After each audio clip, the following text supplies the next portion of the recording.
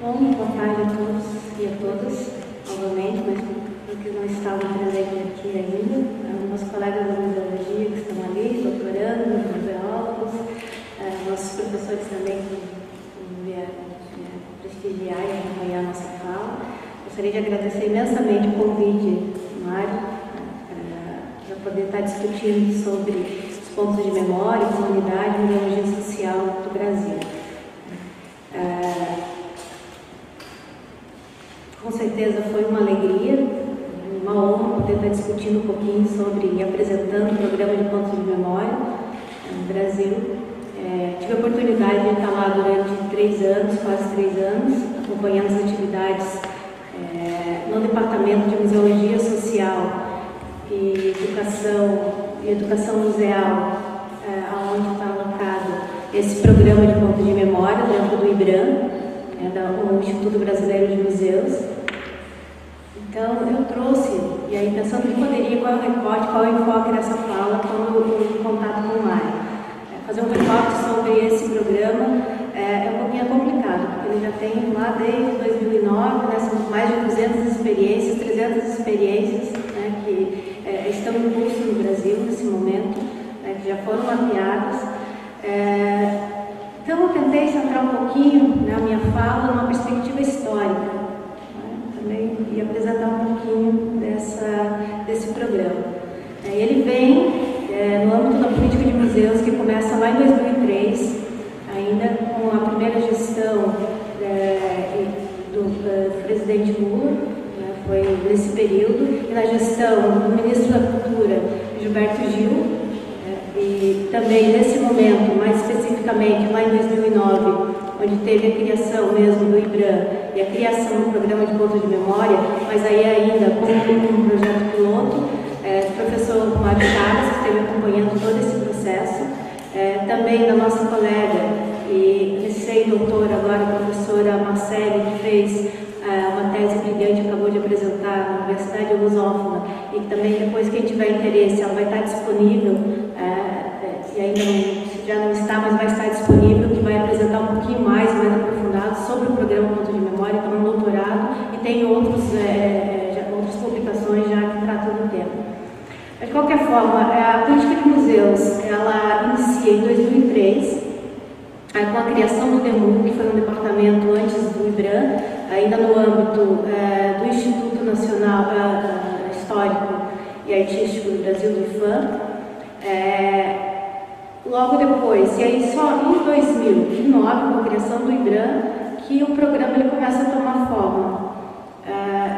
Chama atenção, já para 2017, ali também vou falar um pouquinho mais depois, da institucionalização do programa, e também a oficialização da política museal, que também tem a ver com o programa Pontos de Memória, e agora, recentemente, em 2018, a aprovação do regimento interno do Comitê Consultivo do programa Pontos de Memória.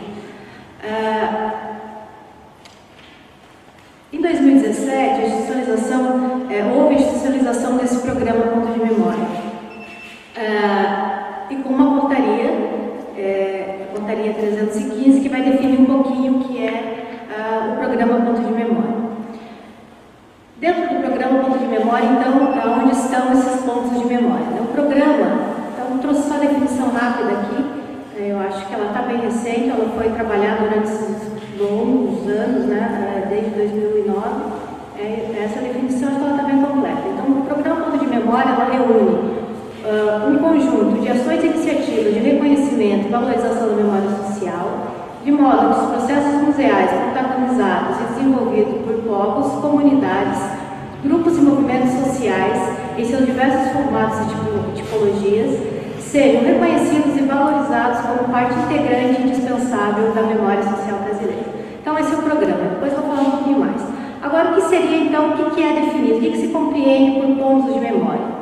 Então, os núcleos de iniciativas comunitárias constituídos de forma autônoma em relação ao poder público, geridos de forma participativa pelas próprias comunidades para identificação, pesquisa, promoção de seu patrimônio material e imaterial e que utilizam metodologias da museologia social visando o reconhecimento e a valorização de sua memória coletiva. Então, essa é a definição que nós temos hoje, que seria, né, hoje, a definição mais completa do que seria o entendimento que nós temos hoje por pontos de memória. Mas aí, voltando um pouquinho, ele não começou o programa Ponto de Memória exatamente como um programa, ele começou como uma ação piloto, lá em 2009. Então, foi uma parceria com o programa Mais Cultura e Cultura Viva do Ministério da Cultura, do Programa Nacional de Segurança e Cidadania, o PRONASSE, do Ministério da Justiça, e logo depois foi incorporada uma outra parceria, que seria a Organização dos Estados Ibero-Americanos. A ideia primeira, então, foi mesmo fazer um mapeamento junto com o Ministério da Justiça, né, de um problema que ainda atinge várias comunidades do Brasil hoje, mas nesse momento foi, então, pensado algumas ações que pudessem vir ao encontro de uma demanda séria que os altos índices de violência, né, que nós temos no Brasil hoje. Então, foi uma parceria pensada para tentar minimizar ou, então, uma intervenção mesmo nessas comunidades de uma forma cultural, pensando mais uma questão do patrimônio, a questão da memória nessas comunidades. Então, foi mapeado 30 iniciativas de memória, né, em 30 comunidades de periferia, da zona urbana, das grandes cidades do Brasil, das grandes capitais. Foram selecionadas 12 iniciativas que já aconteciam, né, 12 que foi chamado de 12 pontos pioneiros, né, desde as 5 regiões, né, do Brasil. Esses pontos vermelhos aqui no mapa ali indica quais foram os estados que foram contemplados, né, desde Belém, que é lá no Pará, no ponto de memória da Terra Firme, Belo Horizonte, foi o ponto de memória de Taquaril, Brasília, ponto de memória do Estrutural, Curitiba, no Paraná, foi o Museu de Periferia, o MUP, Fortaleza, no Ceará, o ponto de memória Grande Bom Jardim, que hoje é só Bom Jardim, em Maceió, Alagoas, o ponto de memória do Jacintinho, Porto Alegre, no Rio Grande do Sul, ponto de memória da Loma do Pinheiro, e Recife, ponto de memória do POC, Rio de Janeiro, o MUF, que talvez seja mais conhecido de todos aqui, talvez pela identificação já com o Museu de Favela. Em São Paulo, a comunidade de Brasilândia, depois em Salvador, o ponto de memória de Beiru, e Vitória, no Espírito Santo, que foi o Grande São Pedro, que hoje é só chamamos de São Pedro. Nesse primeiro momento, então, foram apenas essas 3 iniciativas. Foi pensada uma metodologia calcada mesmo e pensada com a base da museologia social para esses pontos, para ser desenvolvida nesses pontos. Então, a metodologia ela passava por 5 etapas. A primeira seria identificação, sensibilização comunitária, formação de uma instância deliberativa. No entanto, muitas dessas iniciativas, nessa primeira fase, elas já aconteciam, né? Já tínhamos um comitê gestor, né, nessa primeira. Alguns já se identificavam enquanto museus, né, não só como uma iniciativa de memória, como é o Museu de Favelas, o Museu do MUF, que desde 2008 ele já se entendia como um museu, não como um ponto de memória, como uma associação. A segunda fase seria, então, as associações museais, as ações museais, que seriam um processo mais de qualificação e de intervenção da área, já parte daí do IBRAM, especializado dos técnicos do IBRAM. A realização do inventário participativo, essa foi uma etapa muito importante que continua acontecendo, como a formação também.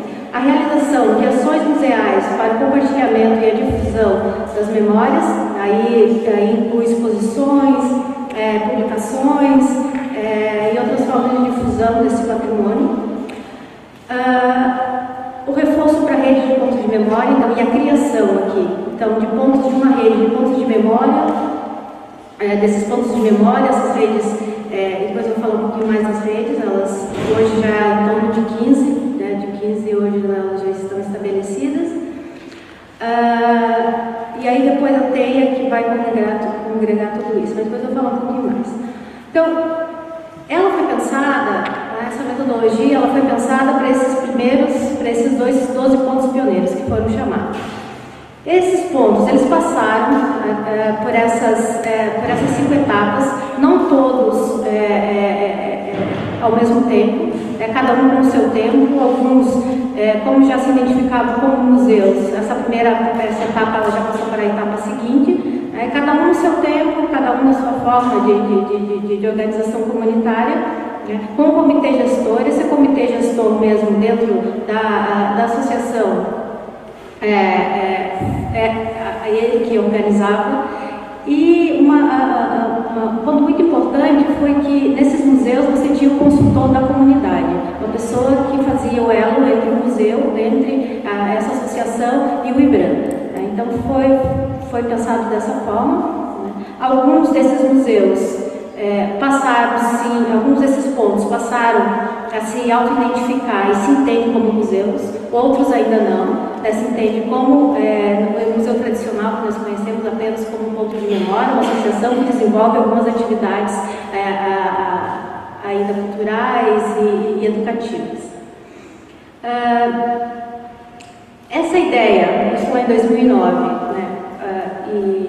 e apareceu mesmo como uma ação piloto. Então, a ideia de transformar num programa, logo de imediato, se viu o IBRAM, que era assim, uma forma de potencializar o registro e o direito à memória e a valorização da identidade dessas comunidades, mas no Brasil todo. Em 2011 foi lançado um novo edital, mas aí de premiação, aí aberto, uma seleção pública para o Brasil todo, que foi chamado Prêmio de Pontos de Memória, em 2011, 2012 e 2014. Foram 153 nesse período instituições premiadas com uma ação, e também os pontos de iniciativas do exterior, que são chamados aqui os pontos do exterior, Portugal, Espanha, Uruguai e Bélgica estão entre os contemplados, com uma proposta diferente. Não necessariamente teria que passar por toda essa metodologia dessas 5 etapas. Mas o IBRAM, com a DARI, o apoio técnico, continuando com as formações, com apoio à realização do inventário participativo, dando todo esse suporte para essas outras 56 hoje iniciativas. Essa publicação, ela é uma publicação recente de 2015, que fala um pouquinho sobre os pontos de memória. Ela está online, quem tiver interesse, está na página do IBRAM. É uma publicação bem interessante. Ela começou a ser produzida em 2013. E o interessante dessa publicação é que os textos que estão, uma avaliação avaliativa desses 12 pioneiros, foi escrito esses textos pelos próprios pontos de memória. Então, ela demorou um pouquinho a ser finalizada, uma vez que nós sabemos o tempo de cada ponto foi respeitado, para a produção desses textos. Então, esses textos, bem mesmo, de forma participativa, foram elaborados pela comunidade. Uma publicação interessante que vale a pena dar uma olhadinha. E aí, voltando um pouquinho ainda lá, o inventário participativo, eu acho que é uma marca dessa metodologia, que foi muito importante, que são os inventários participativos. O nosso consultor, o João Paulo, que também é nosso colega aqui da museologia, ele tem um trabalho muito interessante, vários trabalhos sobre inventário participativo.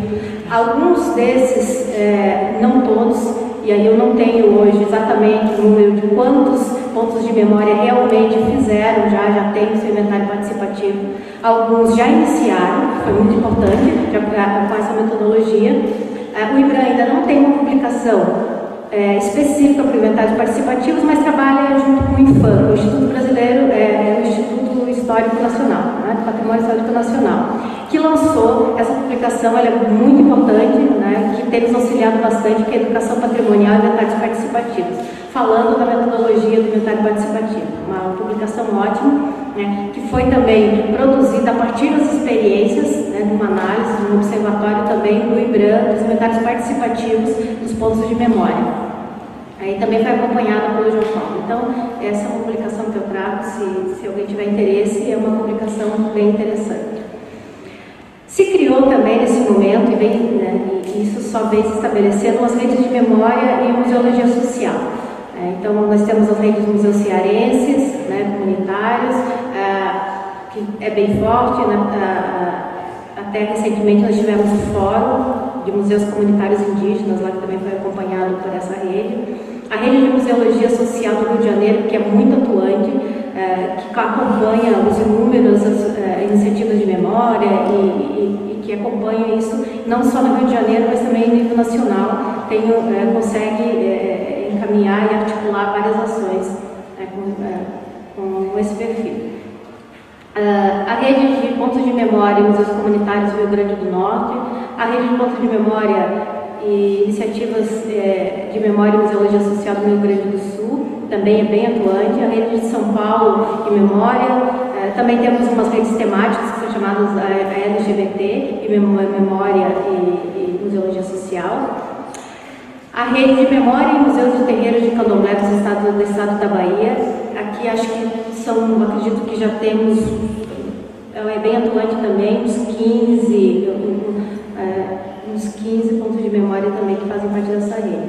A rede de pontos de memória e iniciativas comunitárias do Pará, a rede de memórias de memória do sul da Bahia, a rede de memória indígena de Pernambuco e a recente, que eu vou falar um pouquinho mais, que é a Rede Nacional de Memória e Museologia Social Afro-Brasileira, que é a mais recente. E agora, rapidinho, acho que eu tenho algum tempo, queria falar um pouquinho sobre a tentativa de conceitualizar e dividir esses pontos e categorias, né?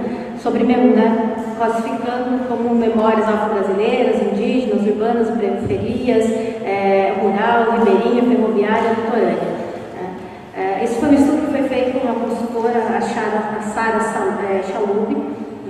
Ele está ainda em processo de discussão, uma vez que é muito difícil você definir exatamente, né, onde que você vai qualificar, onde é que você vai categorizar cada museu, né, que tipo de memória que ele trabalha, cada ponto de memória. Uma vez que, por exemplo, memórias afro-brasileiras, né, ele se vê também em memórias ribeirinhas, ferroviárias e litorâneas, então é muito complicado você estar trabalhando com essas categorias. De qualquer forma, veio uma demanda mesmo e dos pontos de memória que se trabalhasse metodologias específicas para a memória afro-brasileira e indígena, né, que é uma política que vem, uma política nacional no âmbito do Brasil e também em nível federal, que trabalha, né, com definindo metodologias próprias para trabalhar esse patrimônio, essas memórias. Então, em 2014, foi lançado um edital de consultoria específico, e aí com outras parcerias do IBRAM, da OI e também de outro departamento, que é a diversidade, do Ministério da Cultura, para trabalhar essa memória, esse patrimônio específico, cultura afro-brasileira e culturas indígenas. Então, foi nessa consultoria que foi onde eu trabalhei exatamente, né, mais especificamente, que foi as questões relacionadas à cultura e patrimônio afro-brasileiro. Inúmeras oficinas foram feitas em todo o Brasil. Esse ponto, e aí foi a elaboração de material didático, uma metodologia específica, né, também que vai ser lançado por agora. Mas eu gostaria de chamar a atenção especificamente para esse encontro que teve, né, em Brasília, em 2016, que 36 pontos de memória que trabalham especificamente, que se dizem, não é, nesse primeiro levantamento diagnóstico da cultura afro-brasileira, foi feito e teve esse encontro, né, em Brasília. A princípio era para ser um encontro de formação, mas acabou sendo mais do que isso, foi quase um fórum. Foi muito interessante o que aconteceu lá. Foi uma troca de experiência, mais do que a ideia a princípio não era essa, onde esses pontos de memória, a primeira vez, eles se encontraram para tratar a específica das suas pautas. Então, eles discutiram, eles trocaram experiência, e surgiu dali, então, essa rede que eu tratei agora, de museologia social nacional, de museologia social e cultural afro-brasileira. Então, foi nesse momento, foi um momento muito importante, né, para o ponto de memória, para eles se reconhecerem, né, enquanto grupo e formalizarem, né? Nesse momento foi formalizada essa rede. E a partir daí, a necessidade e aí a demanda veio do próprio grupo, que se tivesse mais informações a respeito, nós conseguimos outras formações que agora no momento e ainda deveriam, né, estar em curso, mas essa aconteceu em Santa Catarina, que foi muito importante também, Museu de Memória Cultural Brasileira.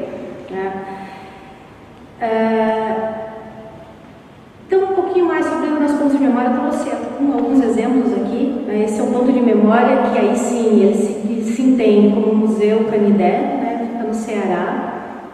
Eu acho que é um dos mais importantes e das referências, né, que nós temos sobre os pontos de memória. Era um ponto de memória que se tornou museu, né, ele se entende como um museu, ele se auto-identifica como um museu, e que foi contemplado. Então, quem tiver mais, pode procurar na internet, tem bastante coisa acontecendo. É um museu vivo, né? A comunidade é envolvida, principalmente a juventude, é uma comunidade indígena.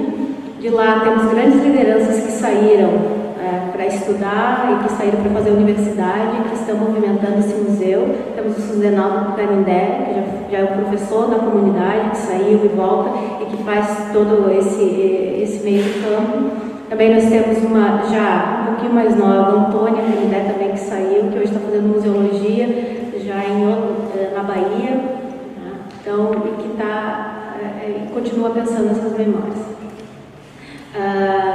Aqui eu trago também um outro ponto de memória, que é o Boi da Floresta, do mestre Apolônio. Esse diferente não se vê como um museu, né? Ele se vê como uma associação, né, que lá, e como quantos outros, trabalha com memória afro, trabalha com a questão do boi, que é muito importante, uma questão identitária, e que desenvolve inúmeras ações culturais e educativas. Foi essa ação que foi premiada lá. Tem um outro ponto de memória, esse aqui é bem interessante também, que é no Rio de Janeiro, que conseguiu esse espaço, um museu de quilombo, que também pode ser pensado como um museu de quilombo, e que lá faz as suas exposições, a partir já do inventário participativo, a partir de uma publicação, que trabalha um pouquinho sobre... Aqui essa exposição específica foi sobre alimentação, e de um inventário participativo já que já foi feito com temático, exatamente sobre a alimentação. Todas essas iniciativas que eu falei em nível federal, né, que são geridas pelo Programa Ponto de Memória. Nós temos uma, e apenas essa até agora, né, que se tem registro, que é um programa de ponto de memória no estado do Espírito Santo, que aloca recursos específicos para esse programa Ponto de Memória. Então, não é em nível federal, ele é em nível estadual. No entanto, alguns pontos de memória, e aí sim, pode ser classificados enquanto ponto de cultura também e como museu. Então, é uma auto-identificação. Você pode ser ponto de memória, ponto de museu, ponto de cultura, que é outro programa do governo, que aí é alocado no Ministério, no MINC, que não tem essa preocupação com a museologia. Então, são muito próximos, né? Mas não são realidades diferentes. Aqui, então, nós temos um ponto de memória que eu citei agora, do São Pedro, que é do Espírito Santo, que também é um ponto de memória estadual, no nível federal e estadual. Eu acho que essas iniciativas de memória, então, passam e elas vêm refletindo tudo que foi a política de museu, e que eu acredito ainda que ela está acontecendo desde 2003. Ela está passando agora, e que nós chamamos, que está passando, e eu acredito mesmo que é a terceira fase, né, do programa Ponto de Memória, que ele vem lá do projeto piloto, passa pelo programa com a premiação de 2011, 2012, 2014, e agora, no fórum, no 7º Fórum de Museus do ano passado, e pela uma demanda mesmo do grupo, do programa Ponto de Memória, ele foi institucionalizado e se criado um Conselho Deliberativo em 2018, para repensar, né, essa política do programa de Ponto de Memória. Eu acho que agora, sim, pensar exatamente como é que vai ser definido a política do ponto de memória daqui para frente, como é que ele vai ser. E aí, imagino que todos tenham estão acompanhando as discussões no Brasil sobre a extinção do IBRAM e a possibilidade da extinção do IBRAM e a criação de outra agência regulatória, e que nós sabemos, e aí provavelmente essas iniciativas vão ser deixadas de lado, não cabe, não tem espaço para esse novo modelo que se tem e que se quer implantar no Brasil agora no momento. Então, e aí eu gostaria, eu não quero me alongar muito, mas nós podemos abrir para o debate depois, e eu gostaria de terminar com uma fala da dona Martinha da Cruz dos Santos. Ela é um ponto de memória do boi de crioula lá do Maranhão, que ela diz o seguinte, né? Então, para ela, o que seria, né, em um inventário que foi feito junto com os pontos, né, o que seria o ponto de memória, o que seria a memória para ela? Então, ela traz uma fala muito forte, né? Ela diz o seguinte: na minha concepção, é a conscientização de um povo, de um povoado ou de uma cidade, conforme eu faço lá no meu ponto de memória, através de brincadeira de tambor de crioula ou de bumba meu boi, mas para os jovens, para evitar que eles caiam na perdição do uso das drogas. Então, essa é uma fala de 2016 e é muito pragmática, porque se lá quando você está lá em 2009, a preocupação era a preocupação com os índices de violência, né? Você pensar em alternativas, né, que colaborassem para que isso deixasse de acontecer, que fortalecesse as comunidades, que elas conseguissem, em primeira pessoa, trabalhar com suas memórias, essas memórias que foram negadas, e todo esse tempo nós sabemos histórico, né, de estar nos grandes museus e que nunca foram financiadas, né, nesse momento, esse ponto de memória, o programa Ponto de Memória vem como essa alternativa, né, então ainda é uma preocupação constante, né, além da preservação, além do fortalecimento dessas identidades, mas também tem uma preocupação muito grande, né, a partir disso também, né, com a questão da violência e a preocupação dos jovens, que são a grande maioria, que fazem parte desses pontos de memória. Eu acho que é isso, não quero me alongar, teria mais, fica para as perguntas, tem bastante coisa para falar e estou à disposição. Muito obrigada pela atenção de vocês.